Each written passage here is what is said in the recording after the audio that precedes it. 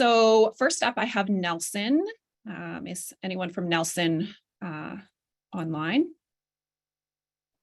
Hi, Angie. Yes, I am. It's Tara. Hi. Hi. Hi. So our 1 to 2 key successes were really kind of trying to gather that contact information to reduce the barriers of clients not showing up, or just kind of gathering more ways to access our clients. And in doing that, like, considering there's been a lot of turnover at this clinic. So for me, just joining the team in November, so I was able to gain a better overview of the clients accessing the services, and try to really identify their unique needs and challenges.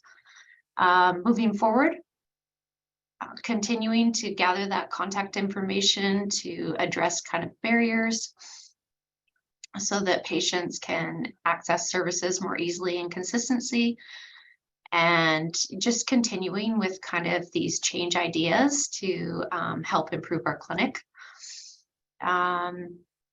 Again, this goes from the turnover of staff in this clinic, so hopefully we'll have some stability soon here. And just if from my perspective, just being able to engage in the process from the beginning would have enabled better tracking of the stats when kind of trying to implement these change ideas. And I know this is a long shot, but somehow figuring out to have outreach resources being pulled into our clinic when trying to connect with clients. I think that moving forward as well, or what I would have liked to have known when I first started, is just start simple. So simplify the change ideas, not trying to address too many things at once. And yeah, targeting specific areas of focus. For example, a change idea of getting clients attending in person versus virtual after they've been so used to attending virtually through COVID. Thanks, Tara. Yeah. One thing that you said there with the staff turnover, I'm sure a lot of other teams can relate. It's difficult when you come in kind of, I guess, more than halfway through for you. So yeah, thank you for sharing. I think next up we have Merritt, and I did see Marcy on the line. Marcy, are you there? I'm here. Perfect. And I've really appreciated the information sharing already today. It's been fantastic. I do Merritt and the Lillooet Lynn Nashcroft, the LLA as well.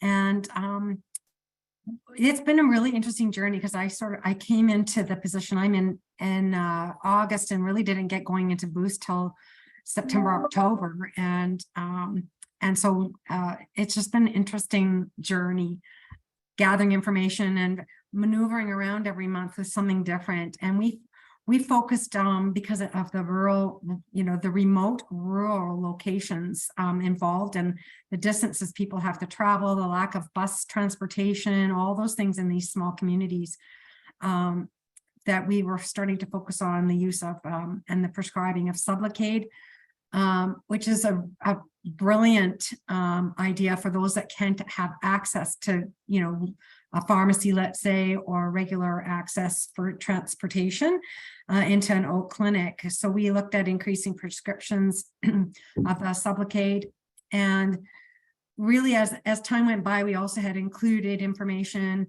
to increase communication, text messages, email reminders, phone call reminders for appointments. And what we kind of came down to was, yes, these Sublocade prescriptions and moving people, so they only had to come to clinic once a month.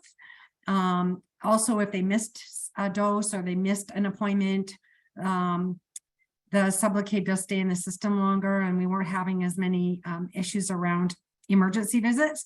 So that actually is turning out to be quite successful. Slower uptake, but it is moving in the right direction.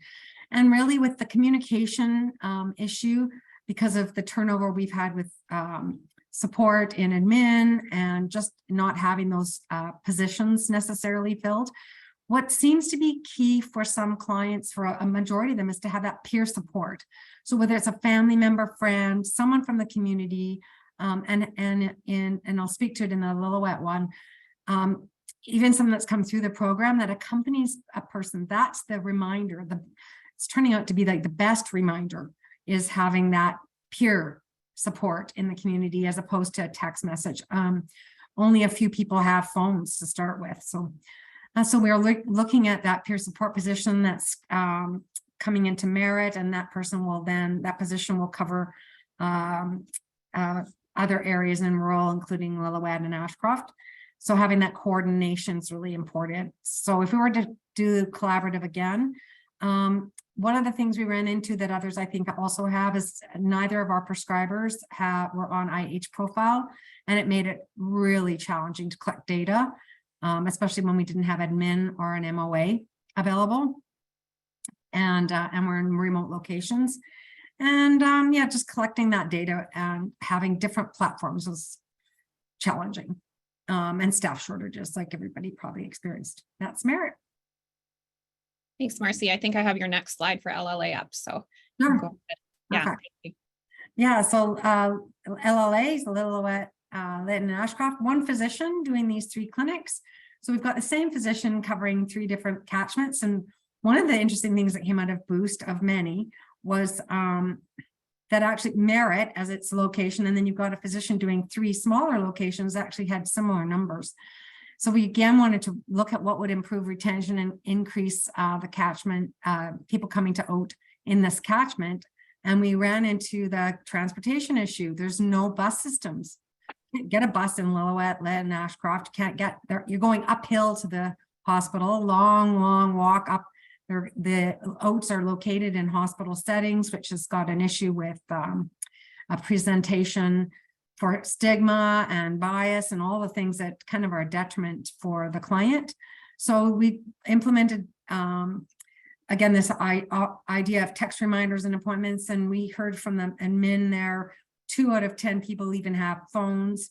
So again, we came back to that peer support, having the peer support worker agency assisting in connections. And what's that going to look like for check-ins and reminders? Getting people to it might look differently. We might have to create a train, in quotes, like a method to assist with connecting that's different than when you're in a larger catchment area. Like Merit does have buses, for example, but they don't run that well, like, every hour, not necessarily conducive to getting people to OAT. And again, the same idea, if we were really looking at what can we do to support with peer support, fully engaging, guiding and assisting with that, getting to a clinic, and again, looking more closely at admin support, but also the nurse prescriber role, where it can take some of the burden off. Some clients even feeling that going to the pharmacy is part of the stigma, that people see them in these little remote rural communities. Everybody knows why you're at getting your methadone or whatever the story might be. So if you're at the pharmacy on Tuesday mornings, that's why you're there. So again, an issue. So staffing and personnel issues are a problem. And again, now having physicians or prescribers on profile would have been way more helpful. Anyway, but yeah, great learning. So thank you. Thank you, Marcy. Up next, we have the Vernon Oak Clinic. Is anyone from Vernon on the line? Hey, Angie, Kyle here. It's just Jen and myself and Kelsey on the call today. So great, thanks. Yeah, go ahead. Yeah, so we're the Vernon Oak Clinic. We operate out of the downtown mental health and substance use interior health clinic. This is our team, the oatmeal cookies, named by our oat nurse, who's a huge fan of puns. This is our whole MHSU team, but the oat team is represented there. So sticking with the pun-based themes, so positive outcomes, the best batches. There are a few kind of specific things that came out that were really great from our PDSA cycles, were changes in the ways we communicate with our pharmacies for appointment reminders. Updating our misdose protocols and procedures to try and help people stay retained on oat, but also respecting their autonomy and not kind of being too over involved or paternalistic in that role. Some general non-specific things, critically thinking about how and why we do things the way we do them. So just not doing it because that's the way it is, but really using that kind of QI lens to look at why we're doing it and if it's working or not. And then developing the knowledge to thoughtfully test new ideas and be able to evaluate their outcomes. So really looking at the data and stats instead of just kind of the anecdotal, we think this is working. So yeah, those are probably our best takeaways. Things we found, favorite recipes, things we plan to bring forward, using PDSA cycles. They're quick, they're easy, they help us to, like I was saying on the last slide, you really just reflect on making those changes that we're trying to implement. We're still working on a couple of PDSA cycles through this last bit of boost. So we're still looking at tracking data related to prescriptions and missed doses. And still working on a process to ensure that prescriptions aren't ending on non-clinic days, because that is a challenge we were having here. Like many of the communities, limited prescriber hours. So just making sure that those prescriptions are ending at a time when we have someone here to refill them. Things we do differently, the burnt cookies that didn't work out so well, or just really gave us reason to reflect.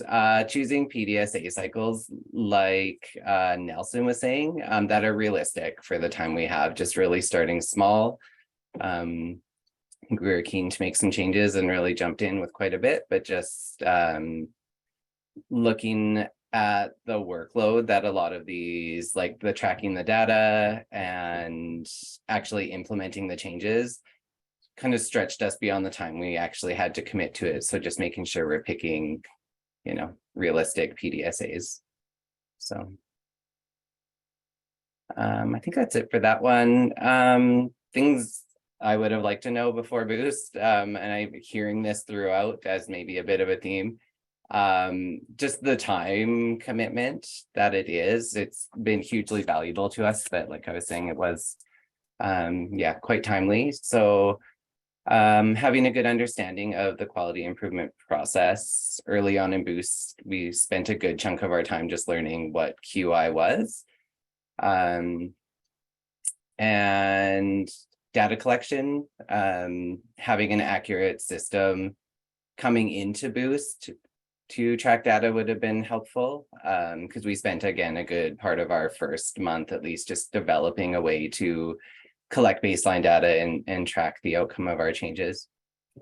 Something I'd encourage all boost participants to do, really reach out to your QI coach. Kelsey, you were amazing for us. Kept us on track, very motivating. We couldn't have done it without you. So, and I think that's it. This is our team contacts. Awesome. Thanks so much. I love the puns, by the way. It's hilarious. Thanks. Trying to do my partner proud. She's Yeah. not here to hear them, but Thanks for sharing. you bet. Thanks. Next up, we have the trail team, the oat bombs. I think I did see someone from trail. Perfect. Yeah. Okay, yeah. So today we have Tammy, our nurse practitioner. We have Michelle, our outreach, and Michael, our peer support, and myself, Christy. Slide, please. So I would say, so 1 to 2 key successes. So our pamphlet, we did create a pamphlet that we've been using typically with our intakes, or even as people are missing doses or changing from medications. We've been sort of utilizing that pamphlet quite a bit. So I think that's been a positive, yeah, addition.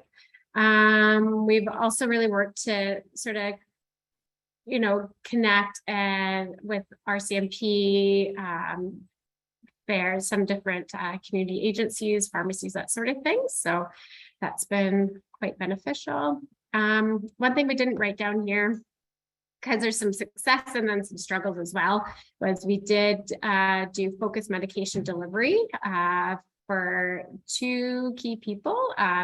We did have some success in terms of an individual who was overdosing almost once a week, I would say, and no overdoses for 2 months during that time. So that was a huge success. And I'll just kind of talk about that again about a little later on here, just some struggles that we did have with that. One thing that we would carry forward is, I guess a few things. We're going to continue our community engagement. We're also going to continue with using the pamphlet, that sort of thing. And I think probably trialing those short change ideas. So just not being so concerned or stressed about making the right decision on the right change idea, but, just quick cycles, try it out, test it out. If it works, great. If not, then, then we'd move on. So what would we do differently if we were to participate again? I think just in terms of increase our structure for the participation in the program, maybe not really realizing what the time commitment was, and just try to have some more structure around that. Try more change ideas first right off the bat, and just kind of dive into those and not stress so much about, like I say, what that looks like. And then in terms of our dashboard, it never ended up working for us. So maybe we would just throw that right out. I don't know, throw that right out the door, because I think we spent a lot of time and effort and energy trying to get that going, because I feel like it's super important, especially, listening to all the stats. But then was that wasted time, perhaps, if we didn't actually get it going. Yeah. And then, wish that things that I guess, if we were to participate again too, I would say with the medication delivery and just any change idea, just really critically looking, is this something that we can maintain? Do we have the resources to support doing this? And what are the risks for supporting people and not being able to maintain that? So I guess just kind of critically looking at that. What do we know now that we wish we knew beforehand? I think the time commitment is a big thing. And then we do have our peer support here, Michael, that has, it's been really difficult to get them paid. So I think figuring that out beforehand, and anybody who's getting peer support, that's wonderful. It's been such a great bonus. But to, be expecting individuals to wait a month or more for their paycheck is not reasonable. And I think we were went in with this, the initial presentation about, do we want our clinic to be the chaotic, Tasmanian devil, or do we want sort of the more relaxed and whatnot? And we were, you got us, like, that was great. And yes, we want to do that. I think we're not there yet. And so I guess this is a continued journey, but I don't know. I feel like we almost have more chaos just trying to fit in the time commitment that it takes to do this. But, I definitely do see the benefits as well, but anyways, to try and balance that. That's it. Thank you. Thank you. Thanks for sharing. Yeah, we're hearing kind of some similar challenges with some of the other teams, but and we can discuss that a little bit later in the breakouts as well, some more. I saw you had a contact slide here, so thank you for that. Moving along, we have the Castlegar 10th Street Clinic, if anyone from Castlegar is on the line. Yeah, I'm here. Perfect. And Megan's somewhere as well. So I just filled off the slides that were there just for this one specific thing. Vernon and Trail got really into it. So one of the big things was just connecting more with families. One of our test ideas that we did was just about people who we knew wouldn't make it to appointments or have a lot of challenges, just getting permissions to talk to people's family and see if they could support them in doing that or any other kind of support. So we just sort of added a few more points of contact, and then quiet or small at the bottom, I put my Excel skills have improved. I don't think that's what we were supposed to be testing, but it was a different outcome. And then I don't know why I didn't think to put this on here, but just learning more about QI and testing and just those little small tests and how that can be helpful. That was a big one. Thanks, Kyle, for your lovely presentation. And then for what we plan to move or carry forward. So we've had a couple, I think maybe different, the learning sessions and then the early morning ones as well, where we spoke to pharmacists who were talking about like they deliver meds and they kind of have this whole other aspect of service that it seems like no one around these parts have ever even really heard of. So that's something hoping to move forward, is just getting more into learning about that and how to advocate for our pharmacy partners, because yeah, I don't know, it just could be such a big part of people's care if they could afford to do that, if that's something they wanted to do, but just our rural pharmacies just don't really have any capacity for that. I did send an email to someone at BC-CfE just to ask about that or more information about that. And then what we would do differently would be just more meetings with the QI coach at the beginning. We're really floundering with this, and I may or may not have asked my manager if we could not do it at one point. It was just once we kind of started having regular meetings with Kelsey and just like wrapping our brains around it, it just everything got easier. And then just the other point is that I don't know if front loading more information would help, but definitely some of those, the other big learning session days, things just got a bit clearer. I know it probably got simpler just because we're learning more about QI, and once you're doing the testing, you can kind of see the bigger picture, but I don't know if we could have just like front loaded a bit more. So we could have like bought in just a little more. I don't know if that would work out. And then what we wish we knew would just be, again, with the QI coach, just Kelsey was like instrumental in all of this. We had many a meeting with her and Megan and I where Megan and I were kind of losing our marbles a little bit and just couldn't, it felt like nothing was happening, or we just didn't even understand. I don't know, but just lots of meeting with Kelsey really just helped that, and then we could figure it out. So that's mostly everything for us here. Thank you. Yeah, we might still do one more little change idea. I don't know. We'll see. We're halfway there. Well, yeah, but thank you. Awesome. Thanks for sharing.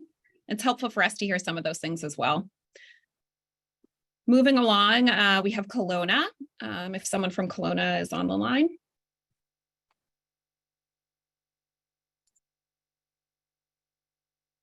Anyone?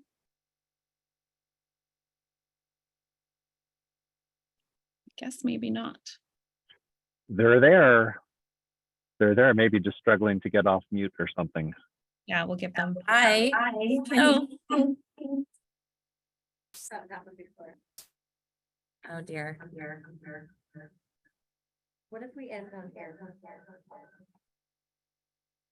Then I think it won't come back in. Yeah. Hi there. Can you hear me okay? yeah, we can. Sorry, can anybody hear me? Yeah, we can. Oh, Yeah. okay, perfect. Sorry, we had to like disconnect from our conference room thing. We were having a lot of technical difficulties. Anyways, No my problem. apologies.